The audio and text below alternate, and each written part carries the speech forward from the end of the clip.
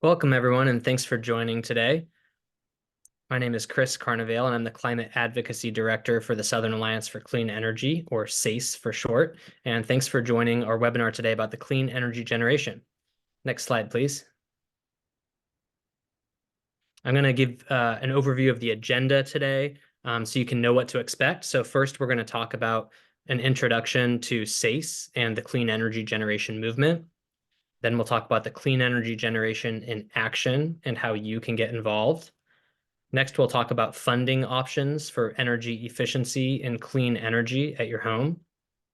And then the core of this webinar today is going to be a conversation with Larry Heiman, who's a SACE member who lives in Georgia. And he is an individual who is doing his part in the clean energy generation by implementing energy efficiency measures at his home, using some of those new tax credits and incentives that are newly available and newly improved, as well as transitioning to an electric car and putting solar on his roof. So you'll hear from Larry about his personal reflections on his experience of doing these clean energy measures at his home, and hopefully there'll be some lessons learned for you as well. And we are reserving a good chunk of time at the end of the hour for a Q&A. I think we're aiming for about 20 minutes of Q&A, so hopefully we can get to as many questions as possible. If you do have a question throughout the presentation, please feel free to put it in the Q&A box. You should see down at the bottom of your Zoom screen an option to type in questions, and we will work through as many of those as we can at the end of the presentation. I want to let you know that also for the Q&A portion, we will be joined by a home performance and weatherization professional named Bruce Glanville. He has a business called Energy Home Basics, and he is a professional energy auditor, and he helps identify folks in their homes what are the best measures they can do to boost their energy efficiency, make their house more comfortable, and lower their energy bills. So he will be on and he'll be able to answer some of the more specific or technical questions about the process. So next, I'm going to introduce SACE, our organization. So next slide, please. So the Southern Alliance for Clean Energy, or SACE for short, is a nonprofit organization that promotes responsible and equitable energy choices to ensure clean, safe, and healthy communities throughout the Southeast. As a leading voice for energy policy in our region, SACE is focused on transforming the way we produce and consume energy in the Southeast. And so with that, I'll turn it over to SACE's Executive Director, Dr. Stephen Smith. Great. Thank you, Chris. And thanks to everyone for joining. We really appreciate spending some time with you and sharing some thoughts and insights and hopefully some valuable information that you can put to use.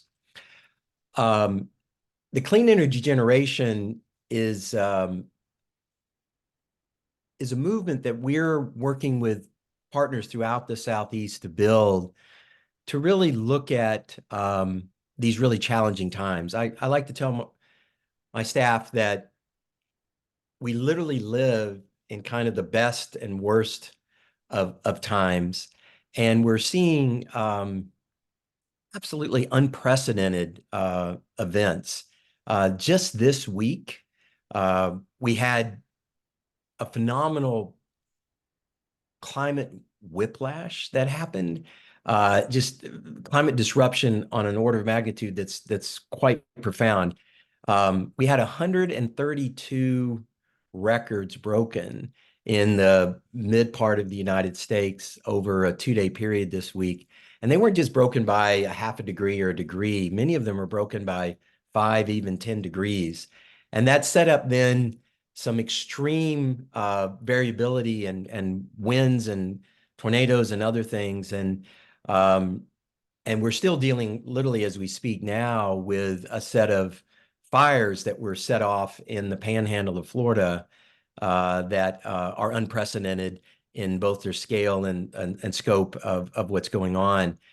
And these are all this is sort of the worst of time concept, where in many ways, we're in the middle of a great unraveling. We're unraveling the planetary systems, and we're taking the planet out of balance.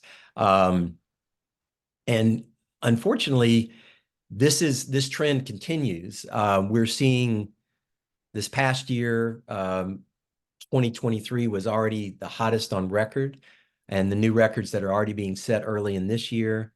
The Atlantic Basin, particularly the stretch from the coast of Africa over to the Caribbean. Now the sea surface temperatures are at literally at unprecedented levels in all of the recorded time that humans have been able to document the sea surface temperatures. And this doesn't bode well as we move out of an El Nino year into an El Nina year, where some of the suppression of the hurricanes that was happening last year when we had high sea surface temperatures is probably going to dissipate. Now, we don't know for sure what's going to happen, but it's very concerning for a lot of us in the Southeast who, because we have the Eastern Seaboard and the Gulf of Mexico, and those tend to be where a lot of these tropical events happen. And so, we're going into this year at a level of warming that we've never seen before. So this unraveling is very concerning. And all you have to do is look at your social media feed or track the news, and you just see these parade of horribles that are manifesting more and more frequently. And that is because of this climate disruption, and we are taking the climatic systems out of balance. Now, we're also living in the best of times, and this best of times we characterize sort of building off of some phraseology that Joanna Macy uses, that we're in a great turning, that we're in a period that of the work that reconnects us both with each other and also with bringing the planet back in balance. And some of these really positive trends are that we're seeing, we're going to talk more about this specifically about how it helps individuals, but we're seeing on a larger scale with manufacturing, the federal government stepping up to a level that we've never seen before with the Inflation Reduction Act and the bipartisan infrastructure bill and infrastructure legislation. All these things are flooding the zone with resources that are causing the United States to make investments in clean energy technology that we haven't seen. The Southeast is benefiting from a lot of that. I think roughly 40% of all the IRA funds that have moved into the electric vehicle space have been flowing into southeastern states. And we're seeing tremendous amount of renewable energy development that is outpacing fossil fuels. Now, unfortunately, we still have a few utilities in the Southeast, particularly the Tennessee Valley Authority and Duke Energy, that are still aggressively building out fossil gas resources. But by and large, we're seeing across the globe, and the United States in particular, making massive investments in these clean energy technologies. And another just data point, that's just an interesting data point, we've seen this really growth in electric vehicles, and there's been a lot of people that have had range anxiety and they're concerned about charging. Well, just this week, Tesla opened up their supercharging network, which is the most advanced electric charging network in the world, to other manufacturers. So Ford Motor Company now Ford cars are now able to actually plug in to the Tesla supercharging network, and the Tesla standard, the North American charging standard, has become the norm. And that just about every other manufacturing of electric vehicles over the course of the next 12 months are going to be able to gain access to this supercharging network, which dramatically increases the reliability and the speed of being able to charge electric cars, reducing range anxiety, and improving electric vehicle charging experiences, so that more and more people are going to move into that. And this is because of a commitment to advancing sustainable transportation and decarbonizing the transportation sector. So these are all really positive signs and really good news. So part of what we're laying out is that we're asking people to join together, work together, take this generational challenge to respond to the climate disruption and the climate challenges we have, and become part of the solution, both by spending time in a generational way to invest your time and energy in making change. That's part of the clean energy generation, but also getting more clean energy generation on the ground, so we have clean, renewable energy. We're decarbonizing how we produce and consume energy in this country. So this is what the clean energy generation is all about. Today, we're going to do a deeper dive into the tax benefits and actually hear from Larry about specific things that he's done. These things aren't abstract. They're not, just imaginary things out there. They're real things that you can do in your home. They're real things you can do in your communities, and making sure that we're all pulling together and creating the change that we need to help solve a lot of these problems and reconnect and rebalance the world. That's what we're all about. So I look forward to turning it over to Cary now and let her take us through other parts of the program. Thank you. Hi, everyone. Welcome. Thank you, Steve and Chris. And thanks for everyone who came, and for our guests, Larry Heiman and Bruce Glanville, who are going to help us out today. I'm going to tell you a little more about the clean energy generation, what it looks like, and how it's going. Since we launched the clean energy generation last summer, we've seen a great response from people just like you who are listening to this webinar, folks from all around the Southeast who are ready to roll up their sleeves and get to work on this important work that we're calling the clean energy transition. We currently have 697 people as of today who have said, I'm in for the clean energy generation. These folks have been sharing their stories with us about clean energy in their homes and communities. They've been joining monthly calls to stay updated about funding and programs that they can take advantage of, and they have been taking action. The clean energy generation is made up of people like Larry from Georgia, who is going to be sharing about his household clean energy transition journey with us on this call. It's people like Shambhavi in Atlanta, who's working to change her university's bus fleet to electric. People like Rudine in Clayton County, Georgia, who's working to build a team for her community.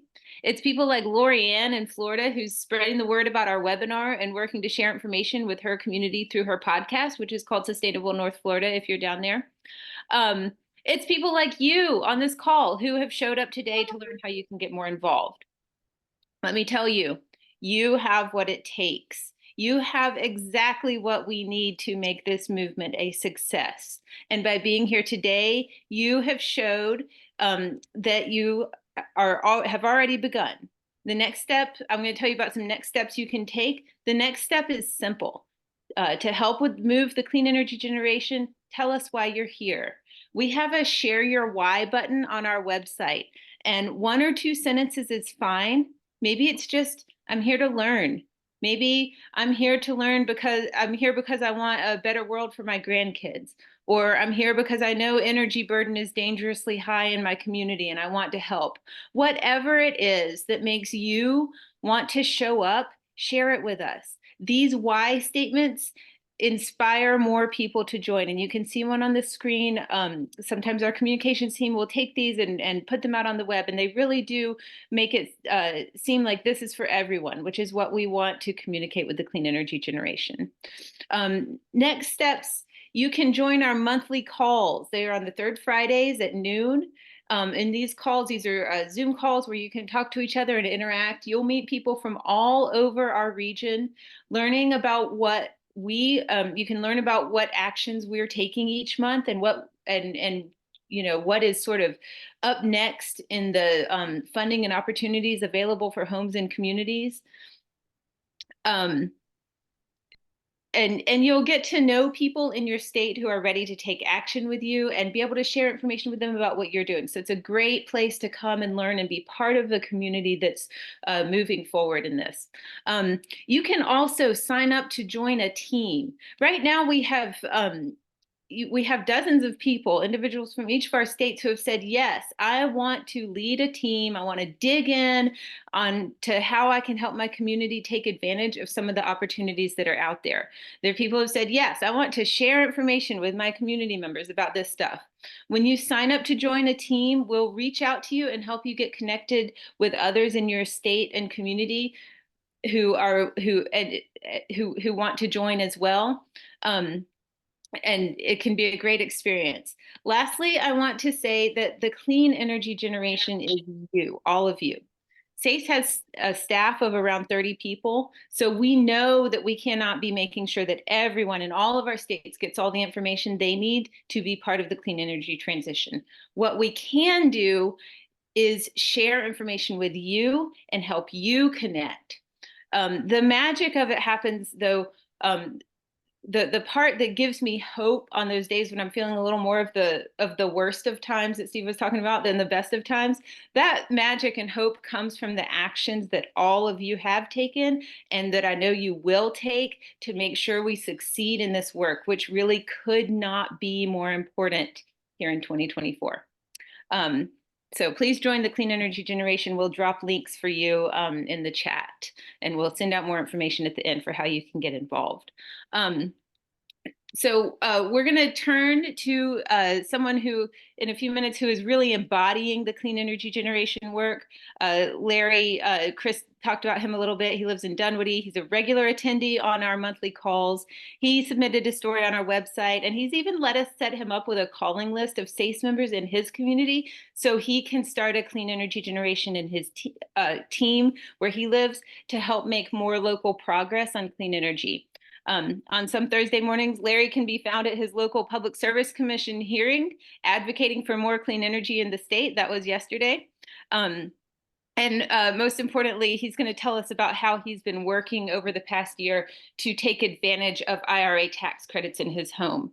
I joked with him that I was going to call this webinar Be Like Larry. And then I told him I wouldn't actually do that, but it's kind of the subtitle. In a few minutes, Larry's going to share his clean energy upgrades journey with us, and then you'll have time to ask him questions. And we also have Bruce Glanville, home performance weatherization professional, here for Q&A at the end. So get your questions ready and drop them in the chat as we go.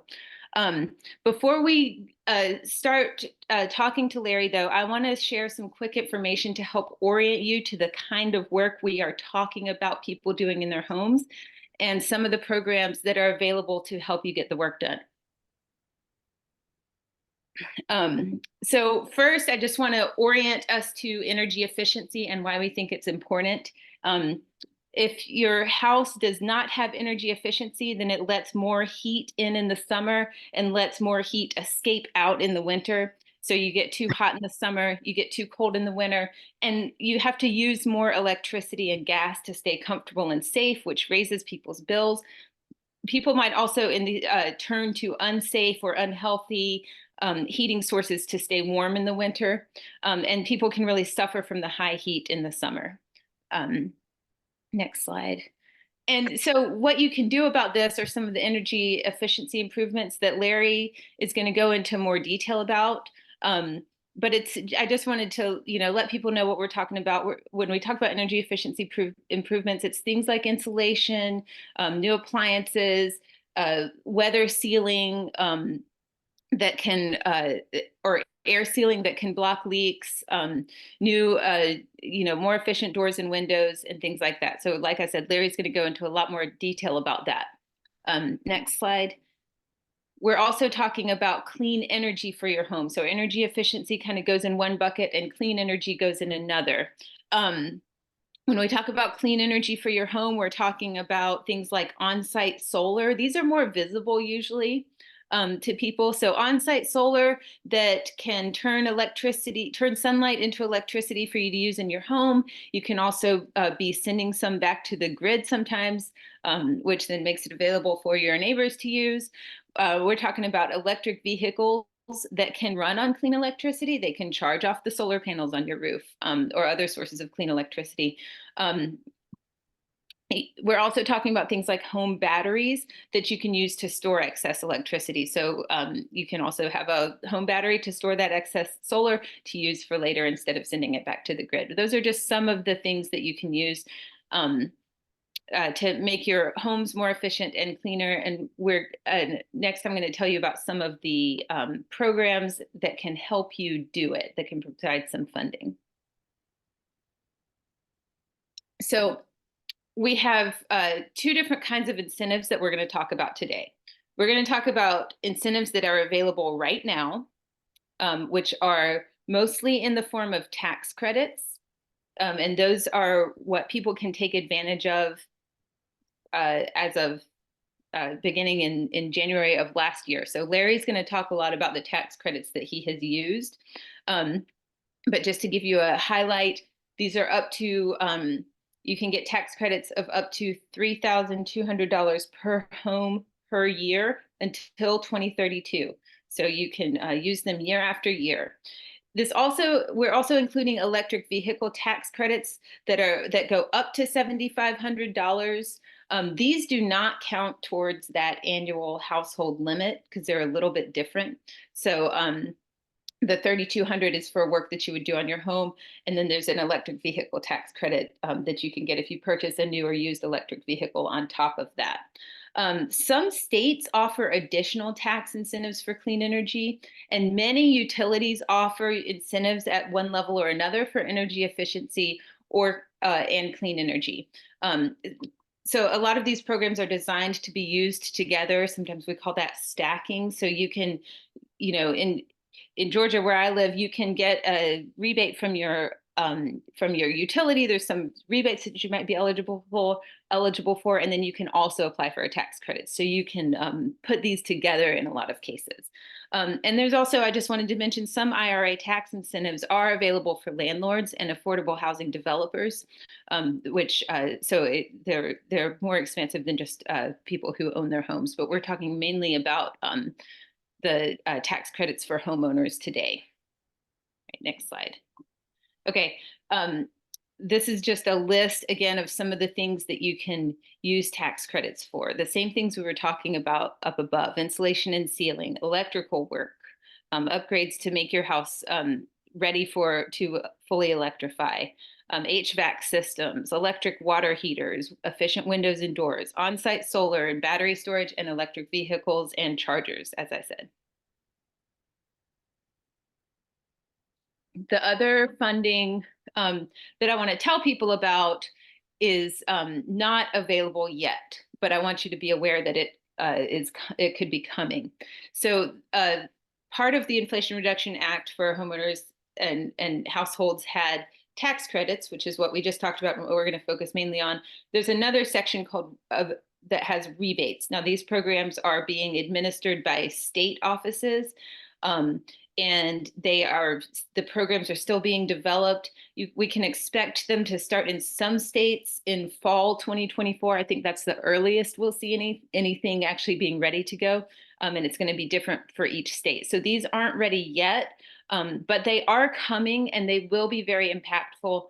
These cover some of the same things. And some of these rebate programs are income dependent. So if you have a lower income, you will get a higher rebate. The law allows up to 100% rebates for some types of appliances and some of the work people can do on their homes. Okay, next. All right, with that, we're going to turn to Larry. As we said, he's been on a personal decarbonization journey since last April. He started with buying an EV last spring. He installed solar in July, and now he's in the process of doing the energy efficiency work. So he's going to tell us about his experiences and the lessons that he learned as he went along. So I think our first question here, Larry, since I just talked about all the IRA tax credits and stuff, is what role did the IRA tax credits and other incentive programs play in your decision to get started on the work that you're doing? Yeah, hi. So it's great to be with you today to talk about some things that I've done in my personal life. Yes, the IRA tax credits played a big role in encouraging us to buy an EV and install rooftop solar last year, as well as start pursuing home energy efficiency improvements. The EV tax credit was $7,500, and the rooftop solar, I received a 30% tax credit on the total installed cost of the system. And so in general, the IRA tax credits were a big motivator. As far as other incentive programs, that would be more on the energy efficiency side. Georgia Power offers a few $100s. Georgia Power is my utility here. So it will be different for everyone depending on but they offer a few $100s each for air sealing, insulation improvements, and duct sealing, as well as $150 for a home energy audit, as long as you use companies that are on their designated contract. And so those incentives from the utility can be stacked with tax credits from the IRA for the same set of home energy efficiency measures. So I would think that I'm in the process now of selecting a contractor to do some work in our home. But I think I'll be able to save about 30 to 50% off the total cost for using both. That's awesome. Thanks. Can you tell us about some of the things that you've learned as you've gone through the process? Sure. So the first thing was we purchased an EV last April, and just pleasantly surprised by how easy it is to drive, how smooth it is. It's quiet. It's just a real joy to drive. I don't miss going to the gas station at all. Getting the smell of gas on my hands. It's something I am very glad I don't have to do anymore. And also, in general, probably save about 50% on fuel costs when electricity is less expensive than gas. That's just how it is. And I enjoy that, of course. Only time I go to the gas station these days is really to, get snacks for my daughter. She's in the car and getting hungry. So, and then looking at rooftop solar, that was a very easy process as well. The installer pretty much did everything, making it pretty much a turnkey project after a consultation. We had recently replaced our roof, so I knew it was a good time to be doing solar if that's what we were going to do. You don't want to install solar panels if your roof is in need of replacement in the near future. So that was good timing for us. One thing I've learned, I guess was a little bit surprising, was if you do not have true one-for-one net metering, or if you do not have a home battery where you can soak up any excess electricity your panels generate, unless you have one of those. So lifestyle is something that's probably important to take into consideration, thinking about the economics of roof. And when I just go into that a little bit more, I didn't think about I'm very glad I got rooftop solar. I want to make that clear. But one thing I didn't think about beforehand was you would like to use your own electricity that your solar panels create rather than send it back to the grid if you're thinking about the economics. And you don't want to have too much excess electricity getting sent back to the grid. You're not receiving the full credit for that. When I say usually, I mean most utilities do not. So that was something I've had to think about and sort of adjust a little bit. So instead of charging our cars at night like a lot of people do, I try to charge during the daytime if I can. If we are both gone, for example, during the day and there's no car at home, we do end up sending some electricity back to the grid. And I've noticed that our home can use as little as 200 watts, 0.2 kilowatts of like base load energy electricity during the day, which is basically just our refrigerator, and some background devices that might be on, while our panels can produce 1 to 2 kilowatts during midday hour. So trying to smooth that out so that we are using most of our electricity is something that I would encourage people to think about. For example, if you have an electric heat pump for heating and cooling, that will be using electricity much of the year. So that would be a good thing to pair with solar.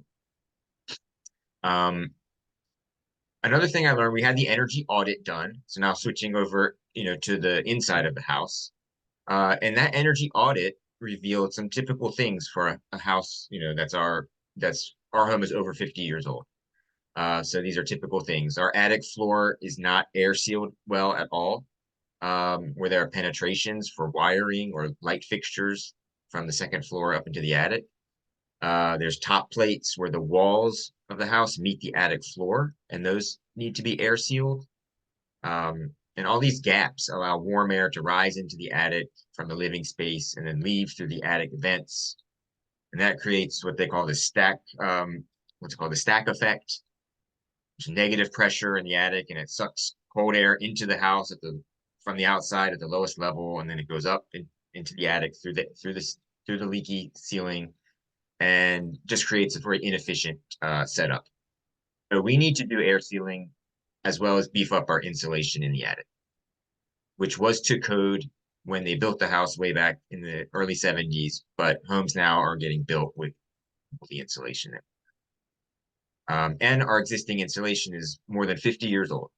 And there's been some water and water damage from the roof over the years. We also had some rodent activity, about a decade ago. I don't know what they were doing in the insulation, but it wasn't doing anything good for insulation. It was probably diminishing the efficiency of it. So that might not be performing very well. So removing all of that insulation, blowing in new insulation might be the best thing for us to do. And I'm currently in the process of deciding exactly what the best thing to do is with a couple of contractors. We will be starting that work very soon. Shouldn't take a long time, but doing these things in your home are a little bit more invasive than buying a car or putting solar panels on your roof.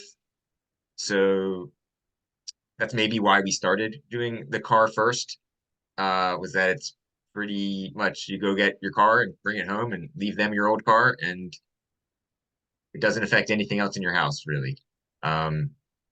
While things that, air sealing and whatnot does. So I guess that's what I've learned, if that answers the question. Yeah, that's great. Thank you so much. So you've gotten a lot done so far. I know you have more to do, but what have you noticed from have you noticed anything in your home from the work you've done so far? So what I've done so far is mostly the do-it-yourself things to do the air sealing in the living space. And that means around windows, around doors, the baseboards. There were places where our baseboards were just not, attached to the floor very well, or there was enough space for air and dust and whatnot to get in. So I knew that we were losing, it was inefficient in that way. I just bought a lot of caulk and some spray foam and have been going around the house and sealing up any place that I can, that I see. Some places you can just feel air, rushing in. And if it's rushing in, it's also able to go out in the summer where the cool air that you've paid to cool is now leaving the house. So this work, rather than paying someone a lot of money to do that, I just am doing it slowly on my own. It's really cheap materials. I don't think it's like a 0% or 100% thing either. You want to make it a lot better than it was, but you're not going to get every single crack. But taking it one room at a time. You can watch TV while you're doing it, listen to music. My daughter enjoys caulking. My wife doesn't really enjoy that she does that too much because we get, our clothes a little messy, but that comes right off. Spray foam is a different story. I would not allow your child to get their hands on that stuff because it is hard to get off of your clothes and your skin afterward. Spray foam is for the larger gaps that caulking can't. It expands and fills the gap. We had some places in our house that needed spray foam. Those are the places that people wouldn't see. They're more in the crawl space and tucked away. Have I seen any bill reductions yet? Not maybe yet, but I haven't really examined our bills so closely. I may have more to say on that in a few months. Comfort-wise, I think there are some notable drafts that we plugged up and that are not, uncomfortable anymore. We don't feel a cold draft there. And one huge example of that was we have recessed lighting in an alcove area in our house where the space above that is just a void space below the roof. It's not a conditioned space above it. And what they tell you is that, and I'm sure Bruce can speak more to this, is that those recessed lighting, old recessed lighting, or the canned lighting, as they also call it, fixtures, are basically just holes in your ceiling that are letting air up, and then they leave through the gaps, in the roof line. And I could feel cold air coming down. So I eliminated those by taking out the light bulbs that were in there and just putting flush mount LED lights on those holes, basically. There's a it's a conversion kit. So you plug it in, you screw it on, and that's your new light. And if you caulk around that, you can basically turn those into, you can seal those gaps. There's no cold air coming in or warm air leaving. And around the fireplace, there was, you might be surprised at how much air is sort of getting in around the fireplace. Also behind any, if you've had televisions installed on the wall or speakers, we had one of those bar speakers on our mantle, and someone installed it and did the wiring behind the wall. And you look behind it, there was like a huge square that was just cut out of our wall, and not only air, but also dust and bugs. Yeah, so I would just recommend going out on a cold morning and locating in your house and locating air leaks and doing what you can to close those spaces. And it might take a little time, but I waited a few years to start doing this. So if it takes me a month or two to do it, that was okay with me. I expect maybe 10 to 20% after the attic is done. I would think maybe 20% savings on energy bills. Although from what I've researched online, that can vary. Our house is older, and to get like 50% reduction in bills and energy use, we would have to probably, rip out our walls, have spray foam insulation put in, very, very expensive, or replace all of our windows, which is also very expensive. And I'm going to start with the things that are more practical and or lower hanging fruit. Yeah, so I hope that answers that question. Yeah, that's perfect.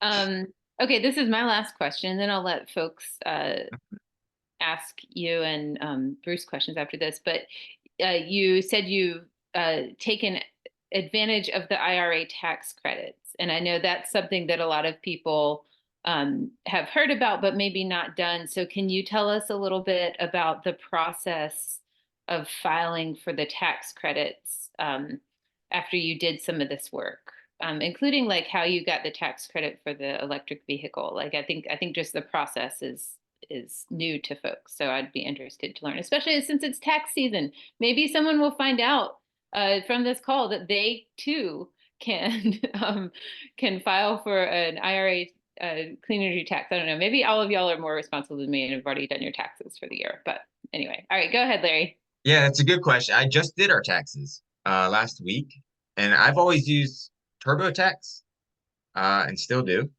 and it was pretty easy.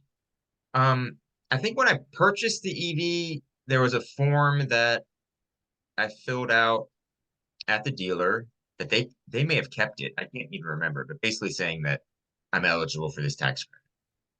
I think now this year you can get it if you buy an EV starting in 2024. You can actually get the rebate up front, the tax credit up front at the dealer. You kind of trade, they take it and give you the. But I bought mine in 2023, so I need to do it myself. And there was a question on the TurboTax, like, did you do any of the following? And I just basically filled in the. So you want to remember how much you want to know that, well, for the tax credit for the car, it was $7,500. For the solar, that was also another question that I answered.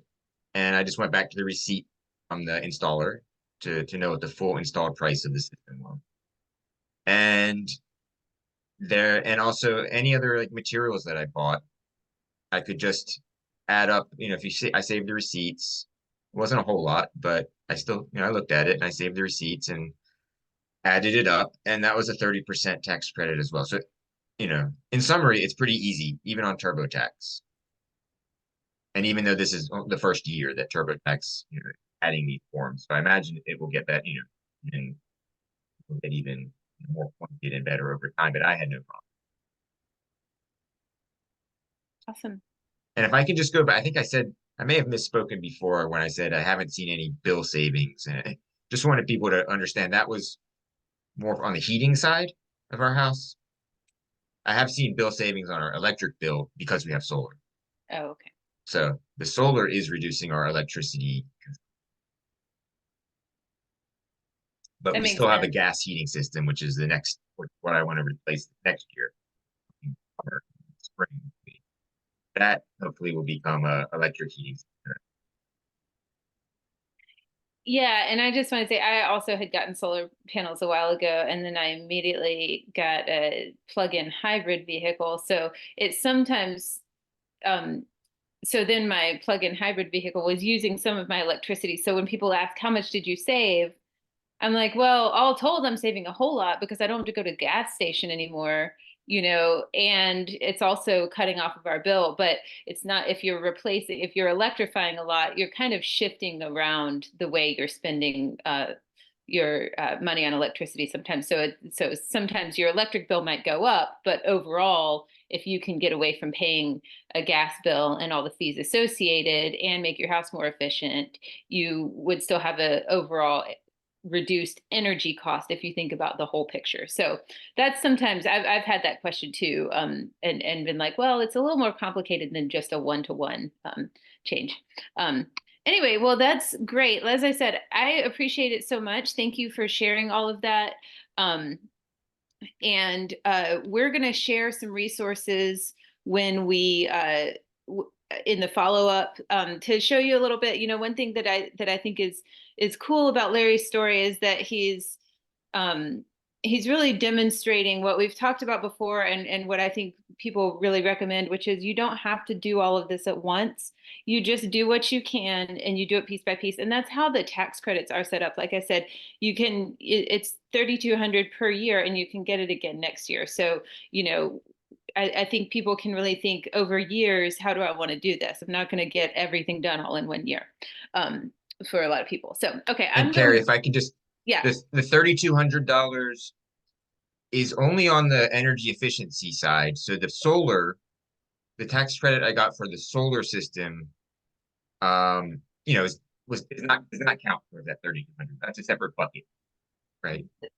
That is really good to know. Thank you. Yeah, and the EV doesn't. And the other thing I wanted to say for everybody about the EVs was we've been talking about the $7,500 credit, which is for new EVs.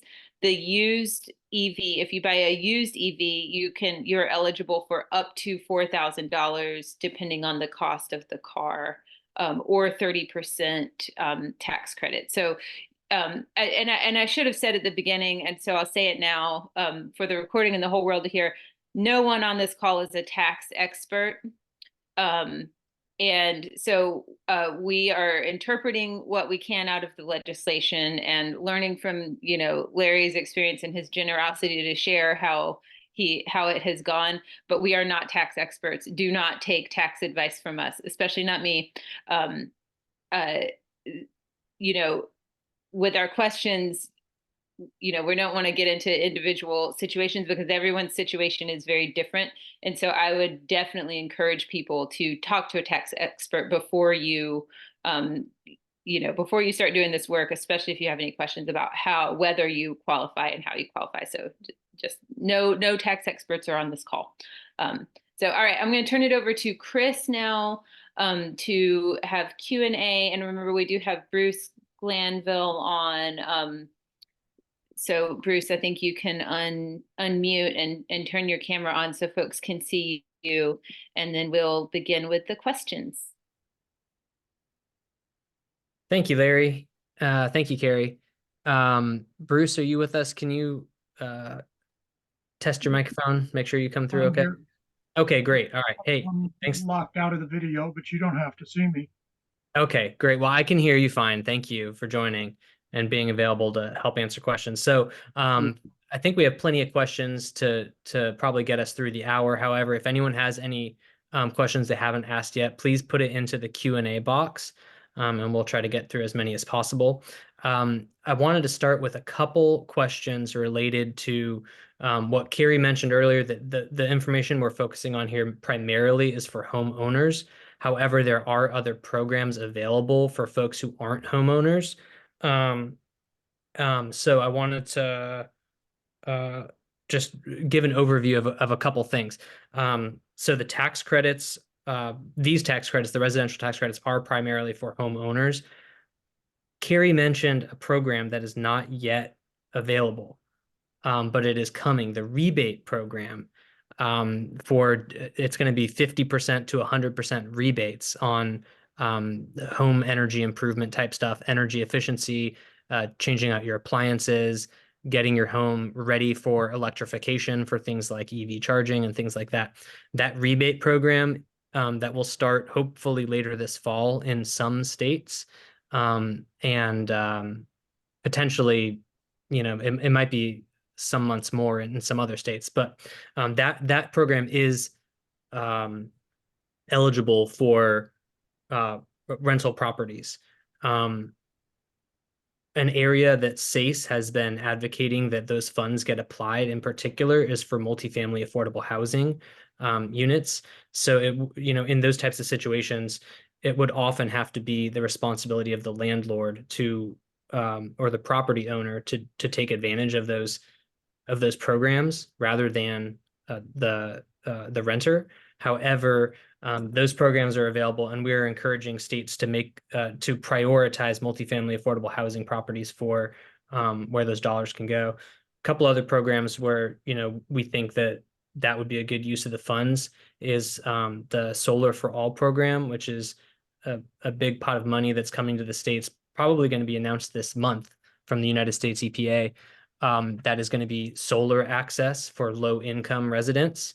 And then another program, federal program through the Inflation Reduction Act, is the Climate Pollution Reduction Grant Program.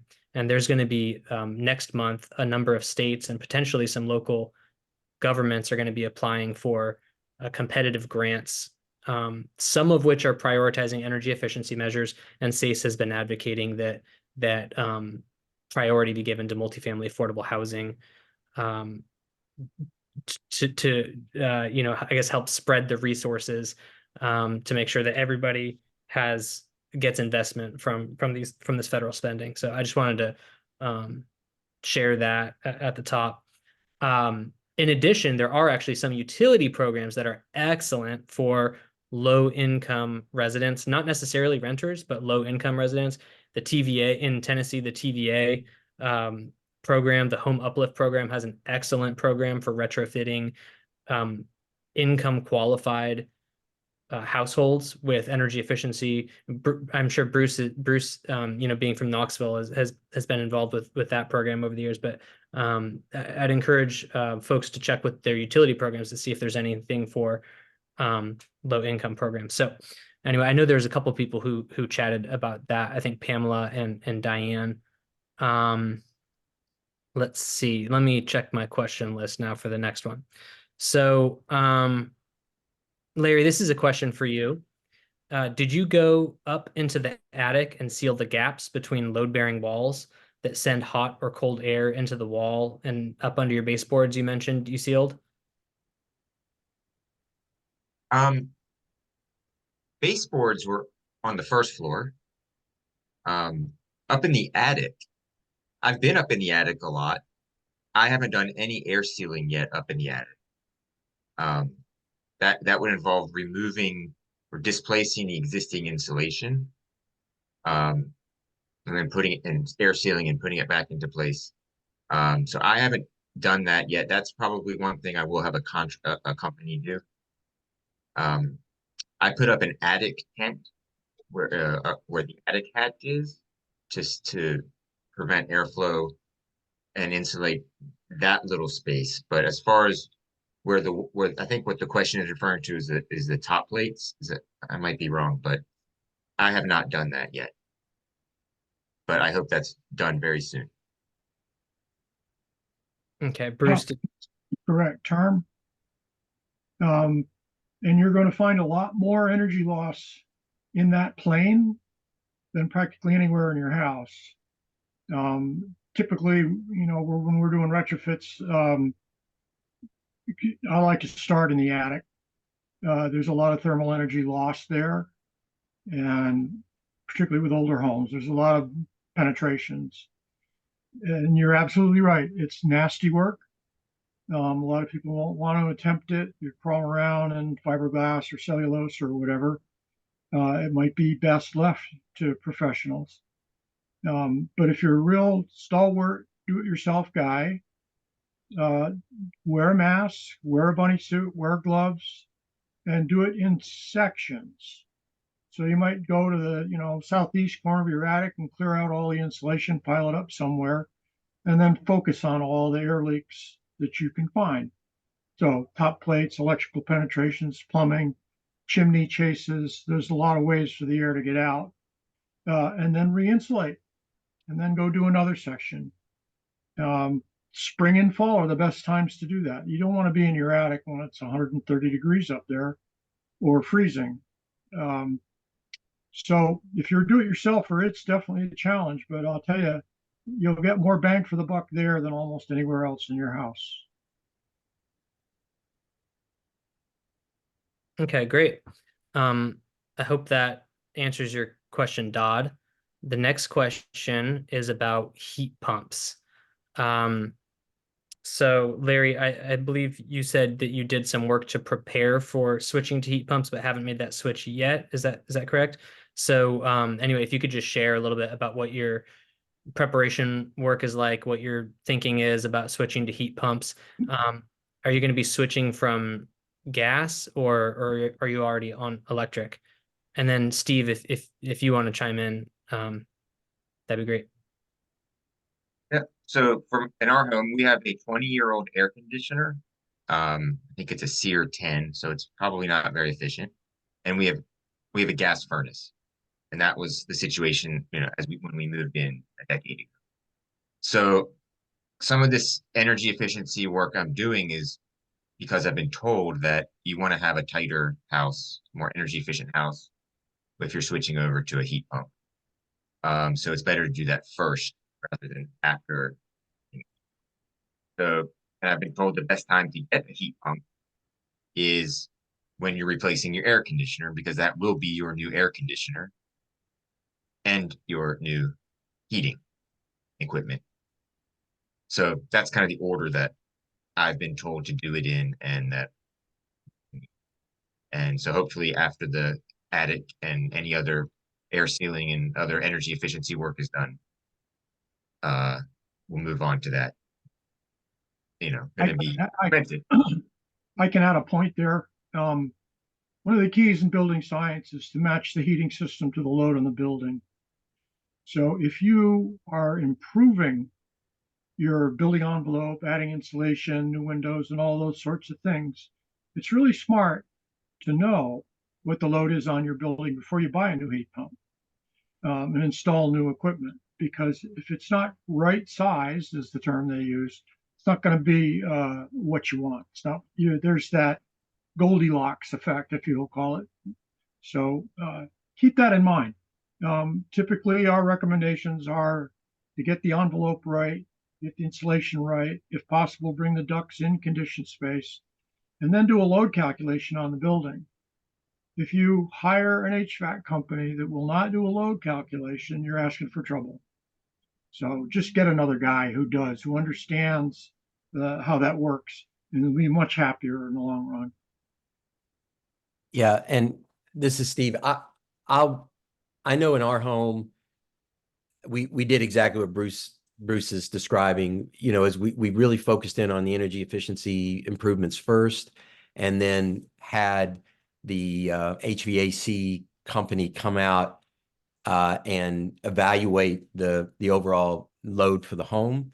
And then we actually went with a geothermal heat pump, which is sort of another order of magnitude in efficiency.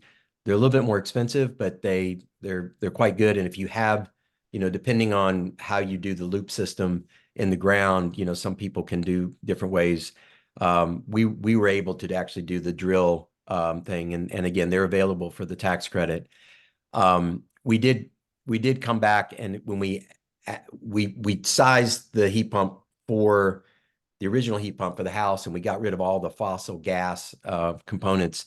We made our house all electric, and then Later, when we did an addition, we got a little mini split heat pump that works wonderfully, and they're really cost effective now, and they're quite good. And for a relatively small addition, it's basically work fine. So there are lots of different levels of kind of heat pumps and how you can kind of do it, but absolutely max the efficiency and then get the right loading profile, because it'll not only save you money, but it'll also help with your comfort, because you don't want cold spots in your house.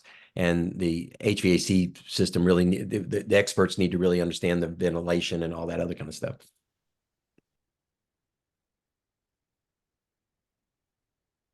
Great. Okay, thank you all. There's another question related to the instant rebate.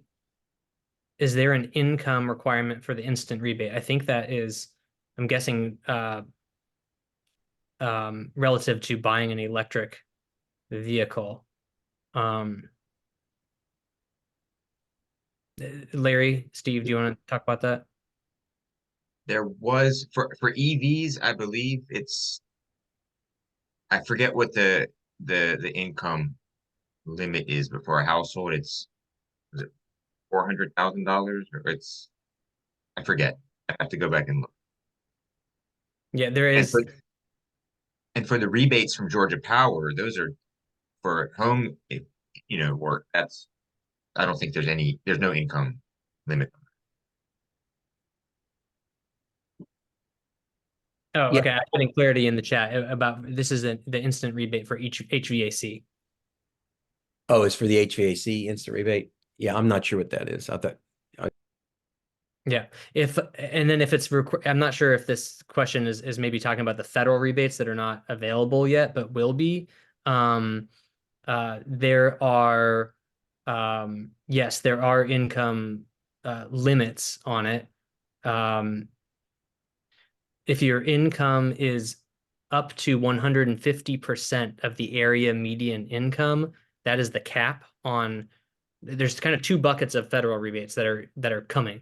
There's one which is whole home energy efficiency, and that's just based on how much energy are you going to save based on the improvements you do in your home. So that could, and that's kind of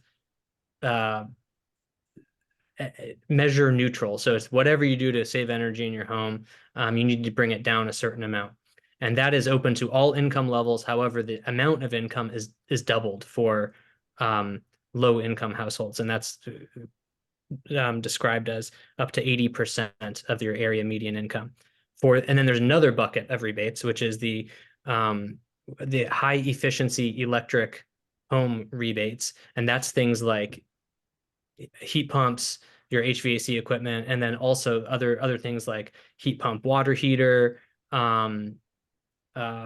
several other categories of things that they do have electric panel and wiring, some amount of weatherization, and air sealing work, things like that. So that one is actually capped. That only goes up to people. The only people who are eligible are folks who make 150% of area median income or less. And then again, the rebate is doubled if you are below 80% area median income. So you actually get up to 100% full coverage of the measure if you're under 80% AMA, and you get a 50% rebate if you're between 80% and 150% area median income. Hey, Chris, can you tell people how they can find yes, their?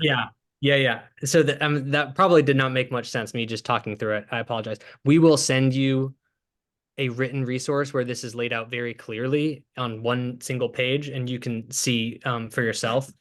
I will give a caveat that this is the general guidance from the federal government, from the Department of Energy, and it is up to each state energy office to implement it in their own state. So their own state program might look a little bit different, but those are the guidelines that have been set up by the federal government and legislation. But Chris, can you explain where somebody can find their where they the area median income? Yeah, exactly. So because that's a foreign concept to a lot of people. Yeah. So that we'll send that out too, so you can see how you fall. I also wanted to say, since it came up, I know this wasn't the question, but just that that the IRS does have guidance on the EV tax credits that's really easy to find. I'm not going to read the numbers out just because I feel like people would have to sit there and scribble notes, and you can easily find it on the internet. But we can link those too. There are some income limits on the used and new clean vehicle tax credits, and they're different for each one. So we can include that also. Great. Okay, well, we're past the hour. We do have some remaining questions. Steve and Larry and Bruce, I'm not sure. Do you have a hard stop? Do you need to close this out, or should we keep going? Let's finish. Yeah, why don't we go for about 10 more minutes, and then we can try to follow up with folks if they've got some questions that aren't answered. But maybe we'll try to shorten our answers, make it pretty great. tight. Larry, does that work for you? 10 more minutes? Yes, that's good. Okay, great. Okay. All right. So our next question from John, is sealing your vent ducts really worth it? And that is a question for you, Bruce. Absolutely. Some of these things, it's helpful if you get a measurement. So a blower door test and a duct test to give you some idea of what your leakage is. But any of the utility energy audit programs will get a look at your duct system. And particularly when they're older, it's very, very common to find the duct systems basically just falling apart. The mastic, the tape that they use to hold it together basically ages out somewhere between 5 to 7 years, and you start getting duct leakage. So whether it's on the supply or the return side, it's very important that you control the air out of your duct vent system so that you have even heat, thermal comfort throughout the building, and you can't get there with a leaky duct system. So otherwise, you're heating and cooling the air in your attic, which goes outdoors or into a crawl space.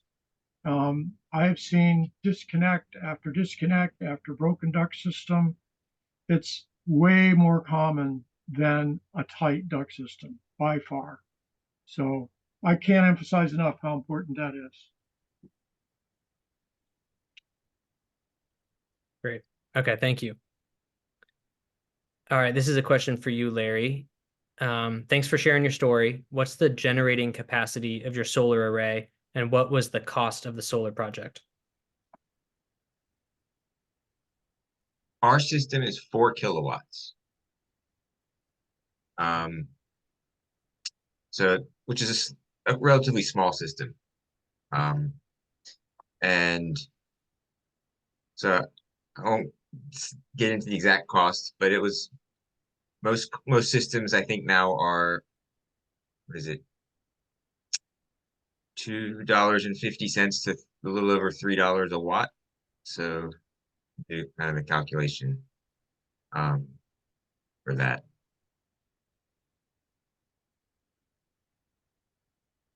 Okay, great. All right, the next question is it's about working from home. How does working from home impact energy management and keeping carbon footprint low? I.e., solar panels and returning power to the grid and charging EVs during the day, low power, like just the fridge running during the daytime, things like that. So, Larry, you've definitely given this some thought. Do you want to take a first pass at talking about how Sure. working? Was the question about saving energy, money, or carbon, or both? I think both. Probably just generally, how do you want to manage your energy to keep the bills and pollution low? Well, if you can work from home and you don't have to drive to work, whether you have an EV or a gas car, you're not using energy to get to work. So I guess that's on the positive side of the ledger for both carbon and for money. If you are working at home and your car is an EV and it's at home during those hours, you can charge it during those hours. This is if you don't have a battery and you don't have net metering, you can charge your car during those hours. And I use our charger at the lowest rate of charging, the lowest amperage, so that it spreads that charge out over many hours, so that I am not sending power back to the grid. So I played with it. It's a little bit of creativity there. Not really creativity, but just getting the most out of it so that you are not sending as much power back to the grid. That's the economic side of it. And I guess that would depend on your base load situation at your house and a lot of it. But for us, that's how it works. Yeah, and I'll add this. I obviously working from home by and large is gonna be a net positive for energy use because you don't have the commute and for all the reasons that Larry was sharing. If you do have solar, as you described, capturing it and using it, particularly if it's going to go off the grid and having it charge your car, if you're not on a net metered system, absolutely makes the most sense.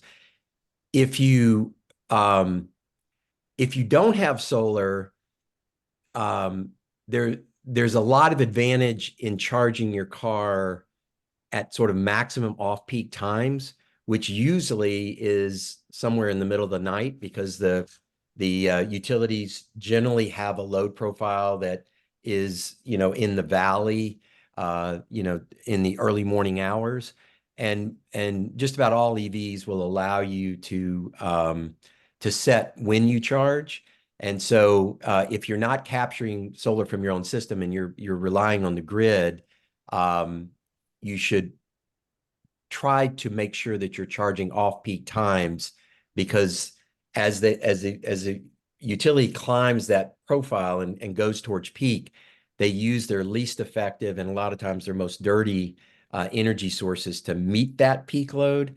And so it is advantageous. Many utilities now actually will give you a time of use charging rate for EVs, but just a rough rule of thumb, trying to charge, say, in between the 11 o'clock and the 3 o'clock in the morning hour, that's going to be a safe time to charge your car off peak most of the time, unless you're in an extreme winter freeze situation.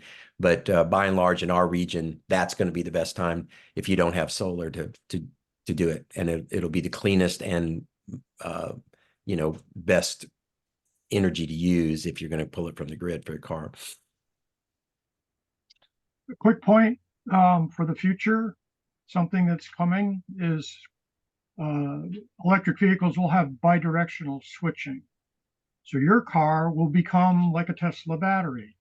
So the solar can charge your car. When the solar's not working and your car's plugged into your house, it can pick up essential power.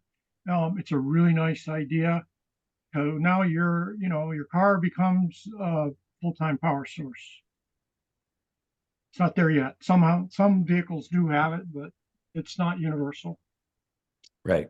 It's not perfected, but it's coming. And as Bruce says, it's gonna give a lot more flexibility on how to manage your house. And then, like I say, we're big supporters of the utilities actually giving sort of time of use rates, which also allow people to make smart decisions.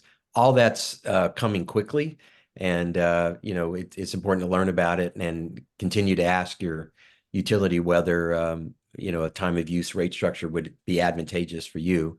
But as more of these options come, it's going to become increasingly available, and you're working with the utility. Okay, I think we have time for one more question. Probably there's something that I'm going to just briefly touch on, and then I'll send one more question your way to our panelists. Scott, you had pointed out something that Florida is finally moving on getting some funds from the Inflation Reduction Act that the governor said no to last year. Scott asked if there's any thoughts about how Floridians can find out about how the funding will be accessible and what we can do with it. Scott, that program is the home energy rebate program that I was talking about earlier. It's going to be administered through the Energy Office, which is in FDACS, FDACS, the Florida Department of Agriculture and Consumer Services, I think it is. So I'd say stay tuned to FDAX and the Energy Office. They will be the ones who would administer that program. And that would be the kind of home energy rebate measures that I mentioned earlier. And we will send our one pager out about that, so you can see what kinds of measures could potentially be included in that program. So all right, my last question, then we're going to have to wrap up, is let's see, where did I have it?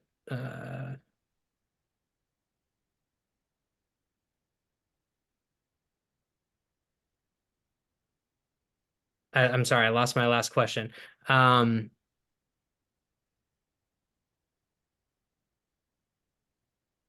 While you're looking for it, Chris, I just want to say in reference to the previous question about the rebate programs that we will make every effort to keep people updated on those monthly clean energy generation calls about as these programs are moving, when there's time for public engagement, and help you figure out where to find the information about the programs as they're being developed for all of the states we serve, which is Georgia, Florida, South Carolina, North Carolina, and Tennessee. So if you can join those calls, that's a good place to get that kind of information and to stay up to date with how things are moving. We'll do our best to keep Yes. people that way. Yes. All right, here's the last question. How do you respond to people who say conversion to electric vehicles will max out the grid? So I think this is one for you, Steve, and then we'll wrap up. Yeah, that's really not at all been proven out or true. This was why I was alluding to time when you charge. If everybody who had an EV was to plug their cars in at 5:30 in the afternoon on a hot August afternoon and, try to charge their car fully in that peak time, it would be a problem.